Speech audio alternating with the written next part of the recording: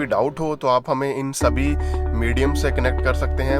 हम इंस्टाग्राम पे हैं, टेलीग्राम पे हैं, व्हाट्सएप पे हैं। सो कोई भी डाउट है, कोई भी क्वेरी है, या फिर आप कोई भी इंफॉर्मेशन चाहते हैं इस एग्ज़ाम के लिए, सो आप हमें इन प्लेटफॉर्म से कनेक्ट कर सकते हैं। सो गाइस, आज हम करेंगे चैप्टर 9। सो ये नया चैप्टर है एफएसएसए एक्ट 2006 का, offences and penalties. So guys, ये बहुत ही इंटरेस्टिंग टॉपिक है बिकॉज यहाँ पे आपको पता लगेगा कि कौन से ऑफेंस के लिए कितनी पेनल्टी रहेगी, कितने ईयर्स का इम्प्रिजनमेंट, जेल हो सकती है किसी भी एफबीओ को, मैन्युफैक्चरर को, इंपोर्टर को। सो ये बहुत ही इंपॉर्टेंट टॉपिक है एंड इंटरेस्टिंग टॉपिक है।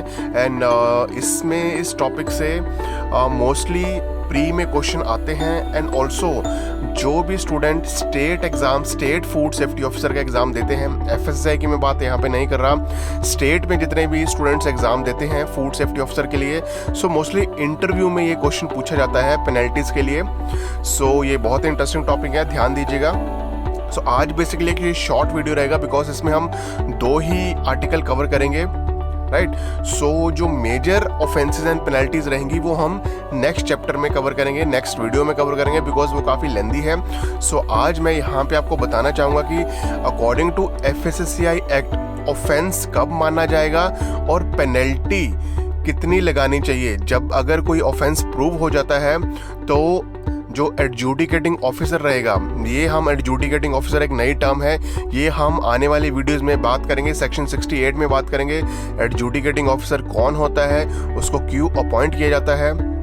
सो एडजुडिकेटिंग ऑफिसर बेसिकली जो केस को आगे लेके जाता है, मींस केस की हियरिंग को वो सुनता है और फिर उसको वो डिसाइड करता है कि कितनी पेनल्टी, कितना इम्प्रिजनमेंट, कितने ईयर्स का इम्प्रिजनमेंट जो कि एक ऑफेंडर है एबीओएस के ऊपर लगाया जाए। सो ये सभी हम बात करेंगे नेक्स्ट वीडियोज़ में।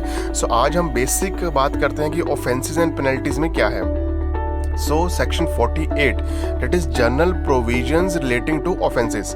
So अगर आप देखोगे यहाँ पे first point, any person may render any article of food injurious to health by means of one or more of the following operations. Means offense कब माना जाएगा, किसी भी आर्टिकल ऑफ फूड में अगर कोई कंटेमिनेशन है या फिर उसके साथ कोई अडल्ट्रेशन की जाती है तो कौन कौन से पॉइंट हैं, मीन्स उसको वो ठहराते हैं कि हाँ ये एफबीओ ने ऑफेंस किया है। सो इन फर्दर पॉइंट्स को अगर आप ध्यान देंगे, point A, by adding any article और substance to the food, means किसी भी उस आर्टिकल ऑफ फूड में कोई फॉरेन सब्सटेंस डाला है या कोई ऐसा सब्सटेंस डाला है डेट इज नॉन फूड, सो उसको एज ऑफेंस माना जाएगा। पॉइंट बी अगर आप देखोगे, यूजिंग एनी आर्टिकल और substance as an ingredient in the preparation of food, और ये ऑफेंस तब भी माना जाएगा। एडजुडिकेटिंग ऑफिसर इस पॉइंट को भी ध्यान में रखेगा कि ये जो आर्टिकल ऑफ फूड है इसमें ये इंग्रेडिएंट डालना जरूरी नहीं था, मीन्स ये ingredient is an adulterant or any unwanted ingredient, वो इंग्रेडिएंट भी इसमें डाला गया तो that FBO has committed an offence.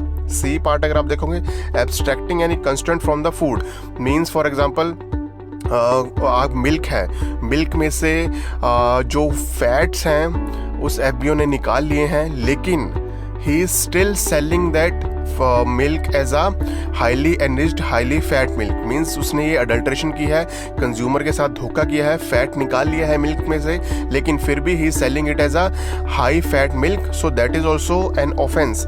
So D point, subjecting the food to any other process or treatment with the knowledge that it may be sold or offered for the sale or distributed for human consumption, या फिर इस process को, इस article of food को ऐसी process or treatment दी जाती है, ऐसा मैन्युफैक्चरिंग प्रोसेस में उसकी ऐसी ट्रीटमेंट की गई है कि which could render article of food unfit, means वो आर्टिकल ऑफ फूड को अनफिट कर सकता है ह्यूमन कंजम्पशन के लिए, सो इसलिए उसको ऑफेंस माना जाएगा। सो ये 4 पॉइंट्स हैं, आप ध्यान रखिएगा, बिकॉज जब भी ये कोई कोर्ट में केस जाएगा, एडजुडिकेटिंग ऑफिसर के पास केस जाएगा, तो एडजुडिकेटिंग ऑफिसर सेक्शन 48 को ध्यान में रखते हुए अपनी सज़ा को निर्धारित करेगा भी इस एफबीओ को कितनी ईयर्स की सज़ा होनी चाहिए या फिर कितनी पेनल्टी होनी चाहिए, राइट, और उसको ऑफेंस माना जाना चाहिए या नहीं on the first place.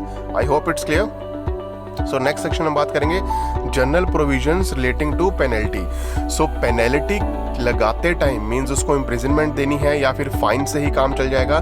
So adjudicating officer जब ये केस हैंडल करेगा, so he would also give attention to section 49 of the act, means general provision relating to penalty. So इसके में हम बात कर लेते हैं। देखिए, while adjudicating the quantum of penalty under this chapter, adjudicating officer or the tribunal as the case may be shall have due regard to the following। so यहाँ पे दो टर्म्स हैं, adjudicating officer और tribunal। ये हम आने वाले sections में कवर करेंगे।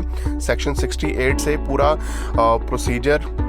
प्रोसिक्यूशन का प्रोसीजर स्टार्ट हो जाता है सेक्शन 68 से, मींस ये पेनल्टीज के तुरंत बाद। सो हम ये बात करेंगे इसके बारे में डिटेल में। सो यहाँ पे हम देख लेते हैं point A, the amount of gain और unfair advantage made.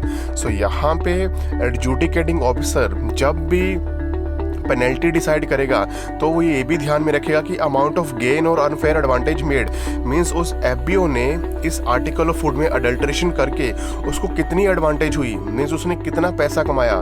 For example, अगर आप देखोगे आपके पास 5 लीटर मिल्क है, राइट, 50% उसमें पानी डाल दिया आपने, तो मींस 5 का 10 लीटर बना लिया। So all these factors would be considered by the adjudicating officer कि उसने कितनी कमाई की ये अडल्ट्रेशन करके, राइट।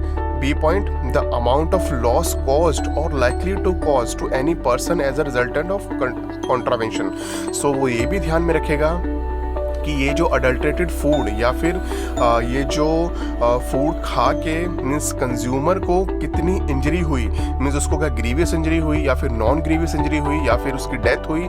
सो ये भी ध्यान में रखा जाएगा, राइट। ये हम सेक्शन 59 में कवर करेंगे बेसिकली कि कितने टाइप की इंजरी हो सकती है कंज्यूमर को अगर वो अडल्ट्रेटेड फूड कंज्यूम करता है, राइट। सो ये हम सेक्शन 59 में कवर करेंगे, तो आप अच्छी तरह इससे रिलेट कर पाओगे जो मैंने यहाँ पे आपको बताया, grievous injury, non grievous injury, death, right. So ये सभी फैक्टर्स को एडजुडिकेटिंग ऑफिसर ध्यान रखेगा, means he has to pay attention and he has to take consideration of this section 49 की पेनल्टी लगाते टाइम इसको ये सारा ध्यान रखना पड़ेगा, कितना गेन हुआ, कितना उस फूड ने नुकसान किया कंज्यूमर को।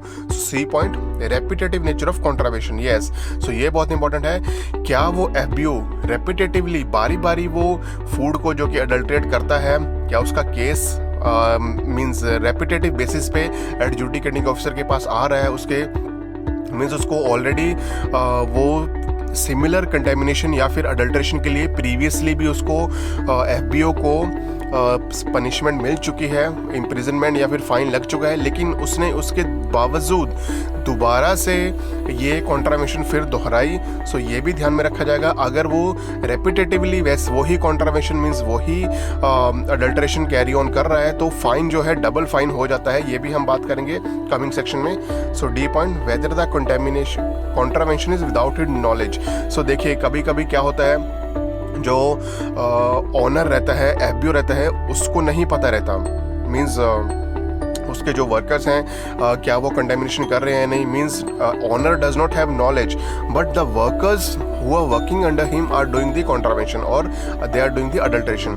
सो यहाँ पे whether the contravention is without his knowledge means FBO को क्या पता था ये कॉन्ट्रावेशन मींस उसके आर्टिकल ऑफ फूड में अडल्ट्रेशन है या फिर it is unfit for human consumption, ये भी फैक्टर देखना पड़ेगा। और the person who is guilty, फिर उसी को सजा दी जाएगी। अगर उसके वर्कर्स गिल्टी हैं तो ऑनर को सजा नहीं दी जाएगी। I think it's a very good point, I hope it's clear.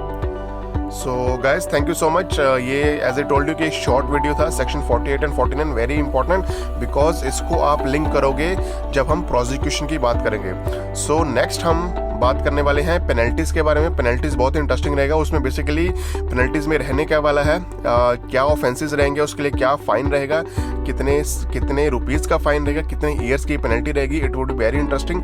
So guys, कल मिलते हैं। Thank you so much, take care.